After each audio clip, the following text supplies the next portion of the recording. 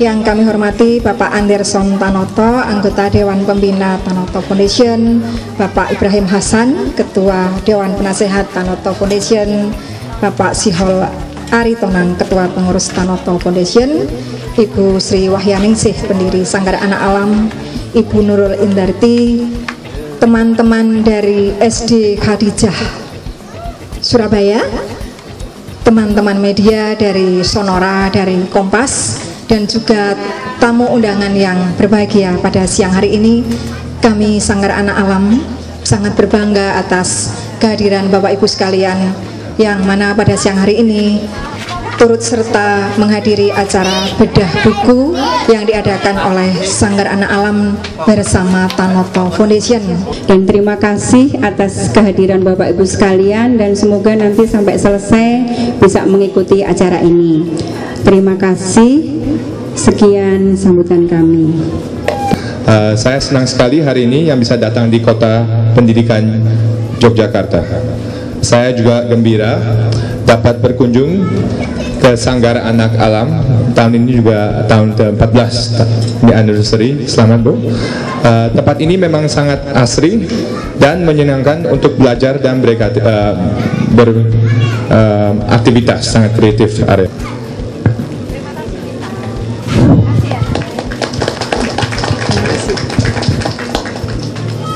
Jadi hari ini memang ada dua buku yang akan kita luncurkan. Pertama adalah Uasa Pendidikan, akan ada acara bedah bukunya. Yang kedua adalah buku Menjadi Sekolah Terbaik. Buku Sekolah Terbaik ini merupakan dokumentasi dari serangkaian pelatihan guru yang dilakukan oleh Tanoto Foundation dalam periode 2006 sampai 2010. Pada siang hari ini terima kasih kepada Pak Francis Wahono yang akan membedah buku Oase Pendidikan di Indonesia, kisah inspiratif para pendidik.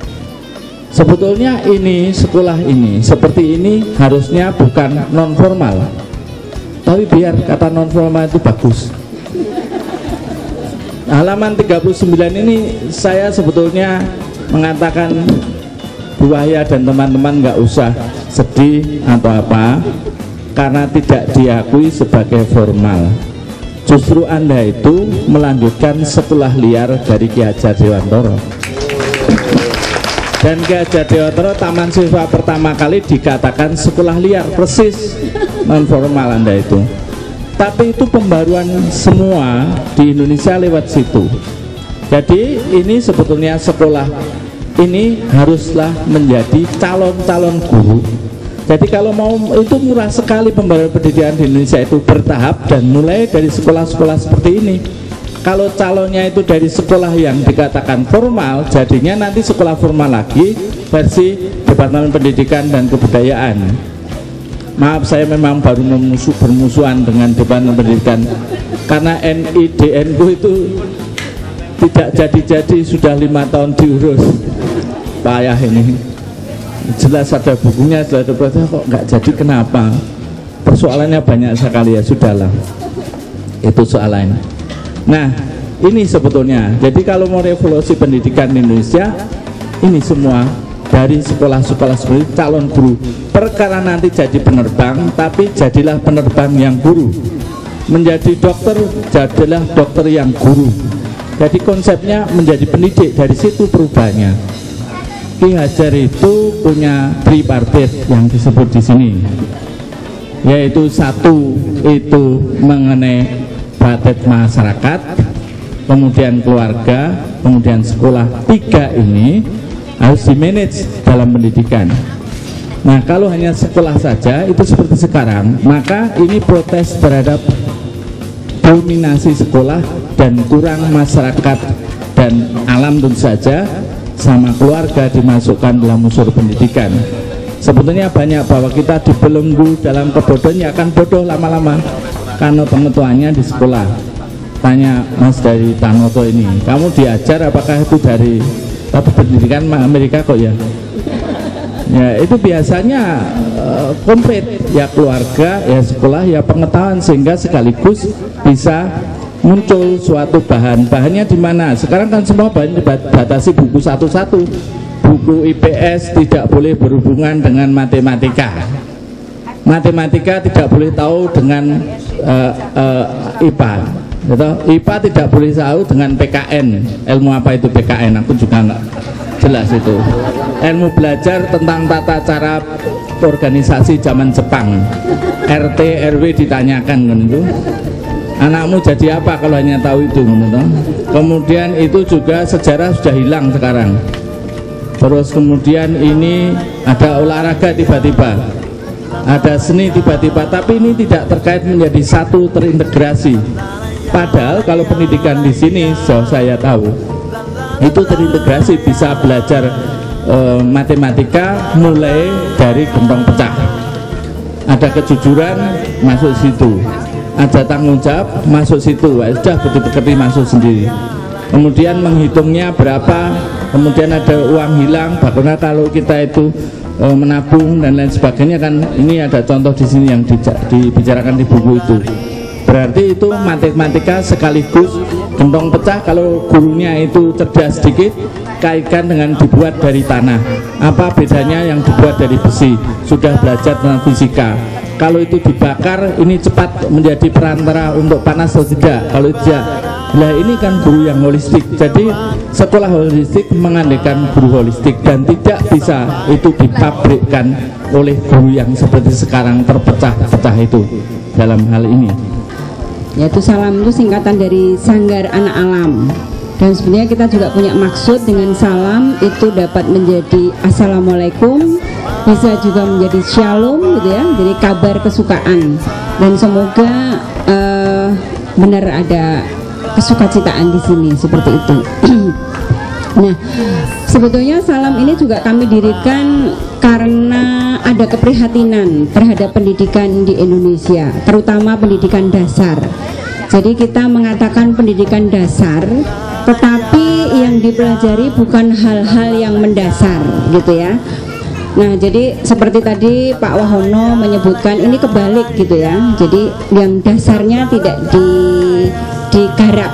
Nah, kami dengan teman-teman itu bagaimana sih mengembalikan esensi dari pendidikan dasar. Dan kami percaya bahwa anak adalah maha guru bagi dirinya dan juga sumber belajar bagi teman-temannya. Nah, sehingga guru di salam ini kami menyebutnya fasilitator. Nah, jadi kami memfasilitasi dan biarlah anak itu mekar semekar-mekarnya. Makanya di sini pendidikan yang memerdekakan. Bagaimana orang dewasa di sekitarnya ini menjadi tempat yang nyaman, menjadi oase tadi, supaya kreativitas anak ini muncul gitu ya. Jadi lebih ke anak.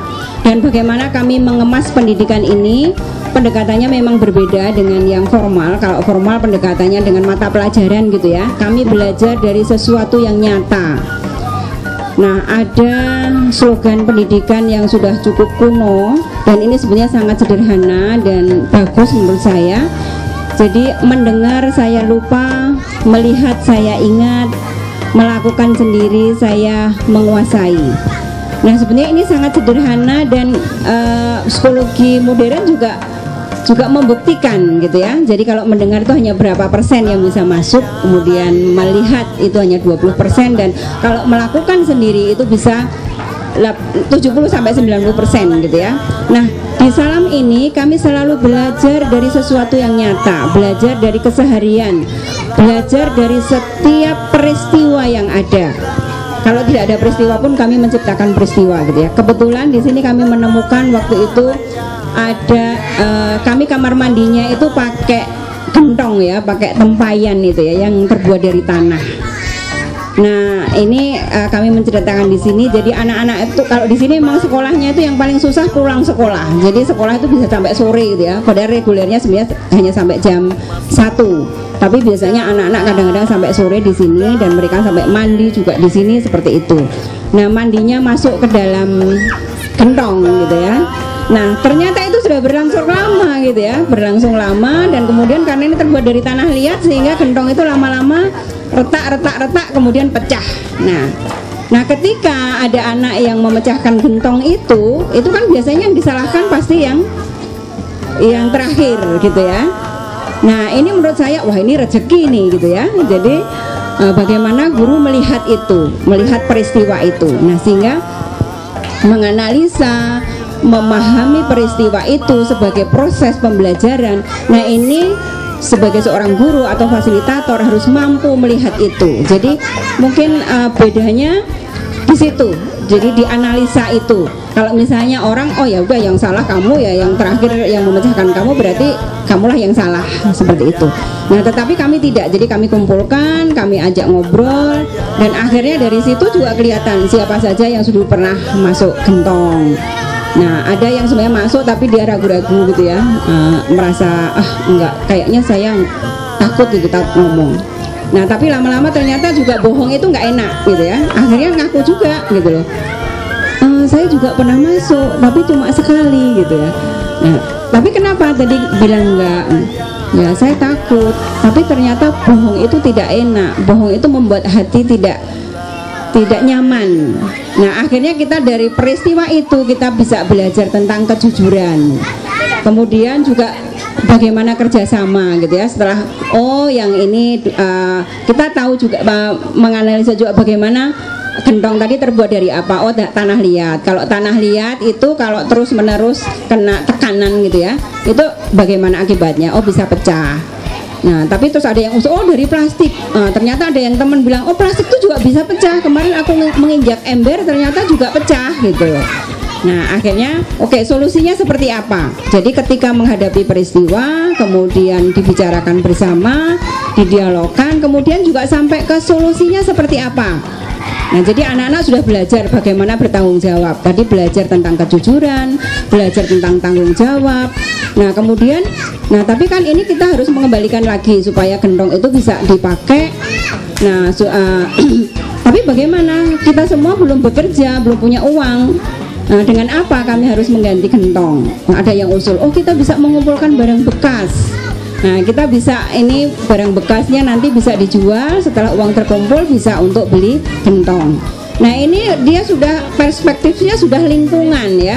Dia juga mengerti oh ternyata bisa ada sumber lain. Tidak hanya kita minta pada orang tua, tapi bisa juga dengan mengumpulkan barang bekas yang dianggap sampah itu bisa jadi sesuatu yang berharga yang bisa dipakai juga. Dan ini salah satu bentuk dan contoh nyata bagaimana pendidikan ini lebih menggunakan hati gitu ya, mendidik dengan cinta dan mendidik dengan hati.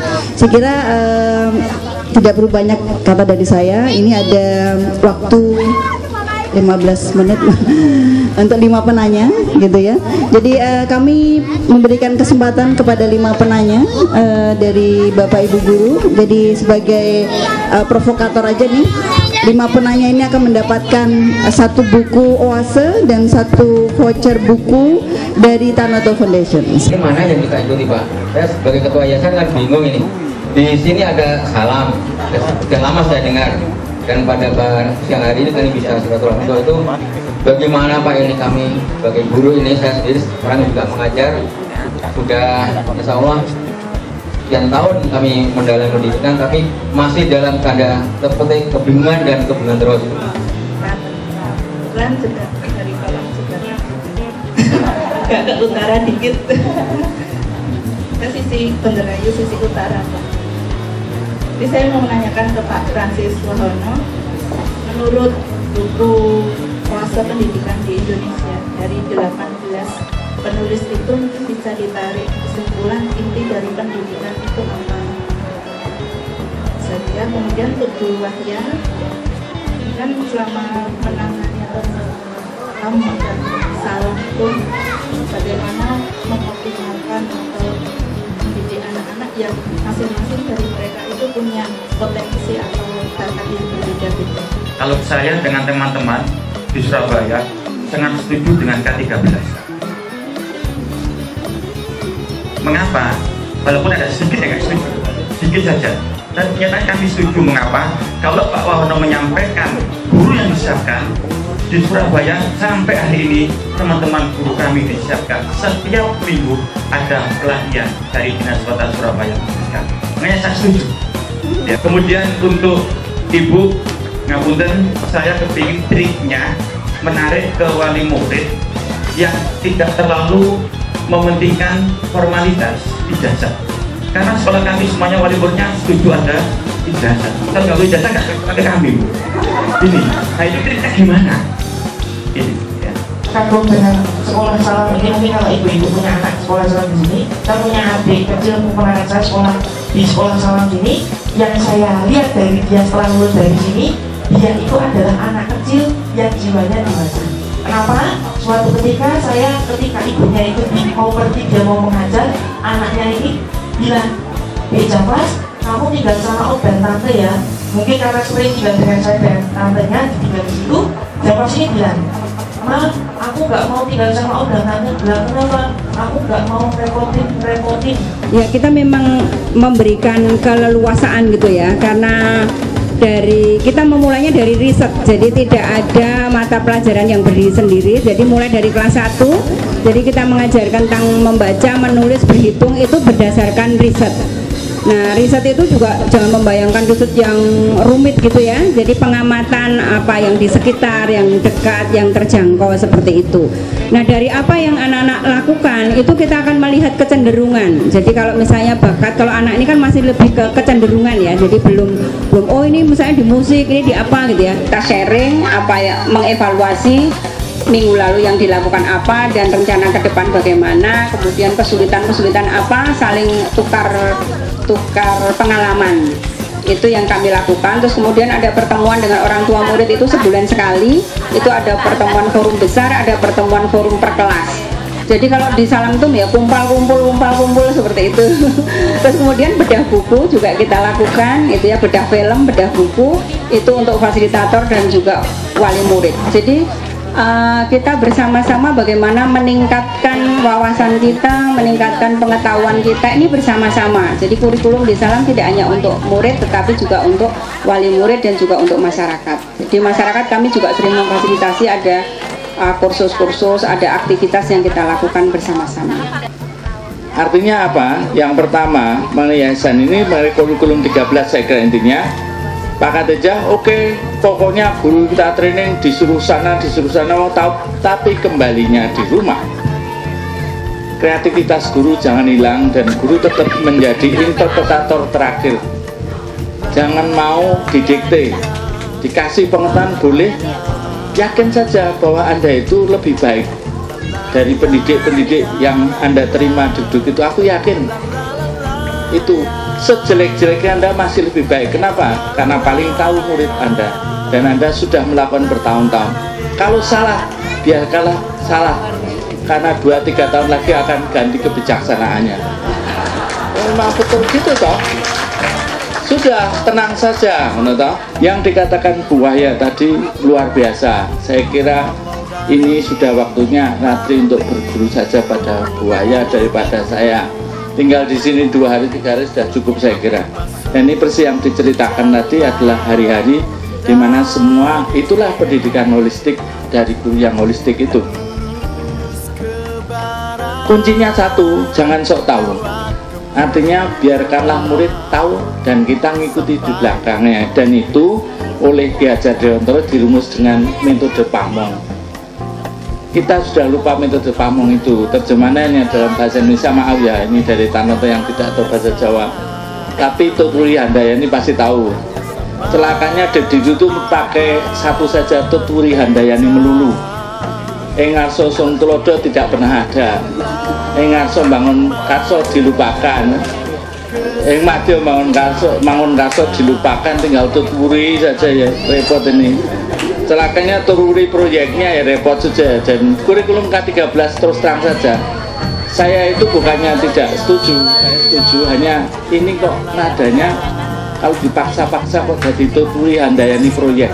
Jadi bagaimana memerdekakan anak sebagai seorang anak, sebagai seorang manusia, ini sangat luar biasa kalau Bapak Ibu lihat dari buku ini. Kemudian pengembangan kesempatan untuk belajar dari anak, oleh anak, dan untuk anak sendiri. Bagaimana anak ini bisa mengkonstruksikan pengetahuannya dengan sendirinya. Belajar dari celengan, bagaimana dia belajar kesalahan, memaknai itu dan memperbaikinya. Kemudian satu hal yang bisa dicatat adalah anak bukan bejana kosong. Anak bukan celengan kosong, bukan papan bersih, yang menunggu diisi oleh para pendidik atau kita semua. Kemudian hal lain yang penting dicatat adalah memaknai peran gerakan organisasi guru untuk menguatkan semboyan Ki Hajar Dewantara, ing ngarso sungtulodo, ing madyo mangunkarso, dan tutwuri handayani. Bukan tutwuri bebayani ya, tetapi tutwuri handayani. Dan yang terakhir tadi disampaikan oleh Pak Anderson Tanoto, belajar terus menerus, keep learning, ini belajar sepanjang hayat. Saya kira ini beberapa catatan penting dari diskusi kita pada siang hari ini. Sekali lagi terima kasih kepada Sanggar Anak Alam, kepada Romo Francis Wahono atas pencerahannya. Terima kasih sekali lagi kepada Tanoto Foundation dan kepada para Bapak Ibu pemerhati pendidikan dan penggerak pendidikan di Indonesia. Kita berikan aplaus sebesar-besarnya untuk kita. Tanoto Foundation sekarang udah banyak program, kebanyakan sekarang di program education yang lebih kuat. Program satu education adalah pelita pendidikan. Hari ini kita membahas dua buku, Oase Pendidikan dan Sekolah yang Terbaik. Itu dua buku yang kita akan jalankan, bukan cuma di Jakarta dan di Sumatera yang lokasi-lokasi yang kita biasanya lebih strong, tapi kita juga pertama kali juga ambil roadshow buku ini ke Yogyakarta dan seluruh Indonesia. Kita semoga buku ini bisa bertampil, juga bisa ajarin guru-guru gimana cara lebih kreatif dan bisa membantukan mereka, inspirasi mereka gimana cara dari sisi guru lebih baik lagi. Ya sebetulnya kan ini proses gitu ya, karena di Salam itu lebih menekankan pada prosesnya, dan kami mengharapkan orang-orang yang membaca itu mampu mengambil hikmahnya dari sebuah peristiwa. Jadi memang jangan sampai ada peristiwa yang terlewatkan begitu saja. Jadi semua peristiwa harus dimaknai, dan itu adalah guru yang baik untuk sebuah proses kehidupan. Ya kalau di dalam penulisan buku ini memang nuansa yang paling kuat itu adalah mengajar dengan hati. Jadi bagaimana menjadi guru itu bukan sebuah pekerjaan yang apa ya, orang mungkin mencari pekerjaan seperti itu ya, tapi guru sebagai panggilan gitu ya. Jadi bagaimana mereka menjadi pendidik bukan pengajar. Nah ini yang sekalipun kami jarang ketemu gitu ya dengan teman-teman yang penulis yang lain, tetapi kami punya semangat, punya keprihatinan yang sama, bagaimana mendidik dengan hati. Itu yang terasa kuat di buku ini gitu ya. Jadi bagaimana juga misalnya masalah anak gitu ya, itu menjadi masalah juga bagi guru seperti itu, dan bagaimana memecahkan masalah itu. Dan teman-teman misalnya ada SMP gitu ya, ada salah satu SMP di mana ada anak yang tidak mampu, yang tidak bisa bersekolah, sehingga guru punya kreativitas dan punya solidaritas yang tinggi, punya perhatian kepada anak itu, dan menyebarkan solidaritas ini kepada anak-anak atau teman-teman yang lain. Kemudian muncul sebuah ide untuk berkarya atau membuat sesuatu yang itu bisa dijual sehingga bisa membiayai teman-teman yang tidak mampu. Nah jadi di dalam buku ini teman-teman pengajar ini tidak hanya sekedar mengajar, tetapi mereka juga sangat memperhatikan bagaimana kehidupan anak-anak, tidak hanya di sekolah tapi juga di rumah. Itu kan karena saya sudah kenal Mbak Waya, Mas Toto lama ya, dan juga kenal dan tahu apa yang mereka buat sebetulnya. Dan basisnya kan kayak Toto segala itu kan, dan Mangun itu kan Paul Frerian sebetulnya. Jadi pendidikan ada masalah yang membebaskan kaum marginal, maka bagaimana juga karena saya juga dari wilayah itu, lebih-lebih dari teologi pembebasannya, saya jadi paham dan menyetujui soal itu. Hanya mereka mempraktekkan, saya itu hanya ikut-ikut saja sebagai pengamat, tetapi juga mempraktekkan untuk pendidikan dewasa. Lalu mereka kan pendidikan anak-anak. Saya kira pemerintah itu pertama-tama harus mengakui eksistensi ini. Jadi Romo Mangun diakui oleh pemerintah zamannya Habibie, lebih-lebih, dan didukung Habibie walaupun tidak dalam arti dana, itu karena Romo Mangun menyelusupi ide itu dimasukkan dalam sekolah formal SD Mangunan, sekolah ikut negara. Jadi, nah sedangkan Sriwaya ini kan tidak, dia tidak dimasukkan sekolah mana-mana sehingga selalu dicap non formal. Padahal ini luar biasa, inilah yang penjaga roh dari tahun-tahun perjuangan Republik Indonesia, terutama dari yang menonjol di situ Ki Hajar Dewantara.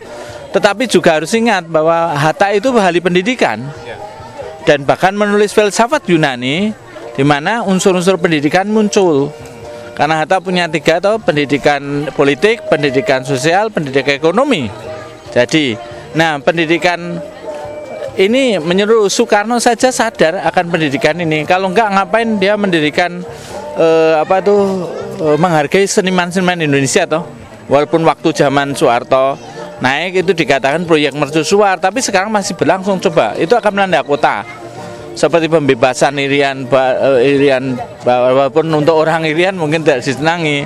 Patung petani, walaupun kadang dituduh produk PKI padahal nggak benar juga. Nah, kan banyak sekali sebetulnya yang dilakukan ini. Syahrir pendidikan politik luar biasa, diplomasi. Mestinya diplomasi Indonesia mengacu pada Syahrir. Turunnya pada Sujatmoko segala itu, tapi Sujatmoko lebih ke pers ya, dunia kebebasan pers. Jadi tokoh-tokoh pendidikan perempuan, Ulfa Subadio, SK Trimurti, segala itu orang-orang yang pakar pendidikan pada dasarnya.